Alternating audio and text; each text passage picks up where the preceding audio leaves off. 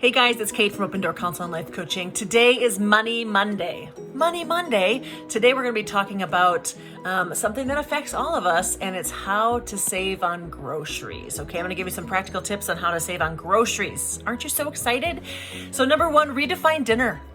Redefine dinner. It doesn't have to be fancy. Did you know eggs are pretty cheap? You don't even have to eat them just as eggs. You can whip them up to make a quiche or a frittata. It can be fancy. But redefine dinner. Think about cheaper ways, alternative ways to make things that you enjoy, but on a lower price. So maybe you're used to buying the pre-made beans or the rice, and perhaps you would just want to buy the dry version, do a little bit of extra effort, and save yourself some money over time. The second is crunch some numbers. My sister-in-law walks around with her calculator, or now we use phones, with her little calculator on it, and she keeps track of all of the things she puts in her cart, so at the end when she goes to check out, she's not like some of us are at Walmart when we go to buy some groceries. Number three is round up your grocery cost estimate. So if something is marked at $7.75, go ahead and just add it into your little calculator as you're adding as $8, okay? Number four, raid your pantry. You know, all of us have things in our pantry and or our deep freezers that we can make meals out of, and maybe we only need to add 3 additional items versus coming up with something completely from scratch and have to buy 7 different things. So think about what you have in your pantry, take a look at that, make a little list of it, and then create some meals around what you have in your pantry already. The fifth one is think before you buy in bulk. However, buying in bulk is wonderful. However, it can be a little bit more expensive, and maybe you don't always use the huge, ginormous box of whatever you buy at Costco. Think before you buy in bulk. Number 6, know when to shop. Now, when it comes to shopping, there's actually a key time to shop. Many experts say it's cheaper to do food shopping on Wednesdays because the grocery stores restock midweek, and oftentimes prices kind of go nutso on the weekends. And or it's super busy, so you're not always finding the things that you're really wanting to get. So know when to shop, okay? Number 7, start freezing and storing meals now. Start freezing your meals. You know, when you make a pot of something, like my mom makes some chili and we enjoy the chili, and then she makes pre-portioned little containers and throws them in the freezer. So guess what? Down the road when she's needing some lunch, she can grab a chili out of the freezer, and that saves on time and it saves on money. Double whammy there. Number 8, pay with cash. Cash is king. As of right now, we're still in the cash is king era. Who knows what that'll be in the future? But we want to pay with cash. So it's actually known that if we have a credit or a debit card or some sort of plastic money, we tend to overspend by a pretty large amount. You know, when you're buying actually non-food items, but when you're buying general items, oftentimes we'll spend even up to 40% more because we have that card, and especially if it's a credit card. So my take on that, cut up those credit cards, get rid of them. But if you want to go to the grocery store and save, you bring cash, because guess what? If you have $80 in your pocket and that's all you have, you're going to be a little bit more mindful about what you're spending. Number 9, make a plan and stick to the list. This is really important. Meal plan. Figure out what days of the week am I cooking, what am I cooking, and what do I need to make these meals. There's thousands of meal plans. We have the internet now. We can just Google what I'm hankering for some chicken thighs. I need some chicken thigh recipe. And then you can go find a recipe and you can pre-plan. And then so you can make your plan, stick to the list, only buy what you need for your recipes. Number 10, order curbside pickup. When I go onto the Walmart app and I figure out what I need and then I see the little total there, I know it's $50. When I go into the normal take a cart and go into Walmart, even though I'm paying attention, somehow there's a $100 cover charge when you go inside. So use curbside if you can. 11, shop in season. When you're shopping on a budget, it's important to live by this rule. Buy the food when it is ripe in the season. That's important. So it tastes the best it's going to ever taste.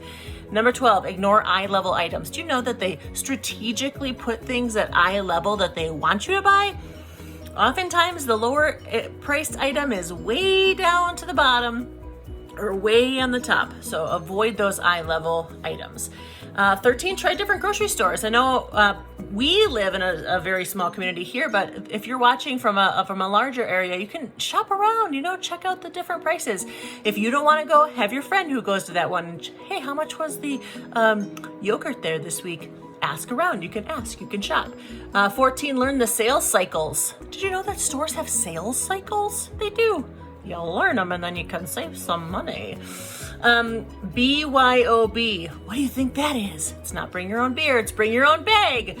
It's time to bring your own bag to the grocery stores. And a lot of times, stores will even give a discount if you bring your own bag.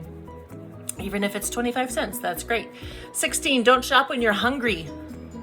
Have you ever done that? And the next thing you know, you're leaving with about 3 times as much food as you actually need for the meal that you're preparing. Just have a little snack if you're waiting for dinner. 17, don't buy more than you need. I struggle with this because I do like to have one for the pantry and one for the recipe. However, if we're budgeting and we only have a certain amount, remember that cash in our pocket, if I only have $80, think about what I need right now. Just buy that. Don't buy more than you need. Number 18, test out your green thumb. Did you know you could grow your own food? I tried and it wasn't as easy as I thought. I had a lot of zucchini, but I may have only gotten 1 tomato, which made it handy when my neighbor had a bunch of tomatoes and I just ate hers. But try growing your own food. It's actually really fun to watch it grow. 19, use apps on your smartphone. So there are a lot of actual apps that help you save on groceries. There are also tips and tricks on some of those apps. I will post a few under this link. Number 20, try going meatless for a meal. Guys, vegetables are amazing and we should eat more of them. And hey, if it's Money Monday, let's make it Meatless Monday. Let's make one night, at least one night. I don't mind going meatless for a couple days. Strategically throughout the week, it's fine.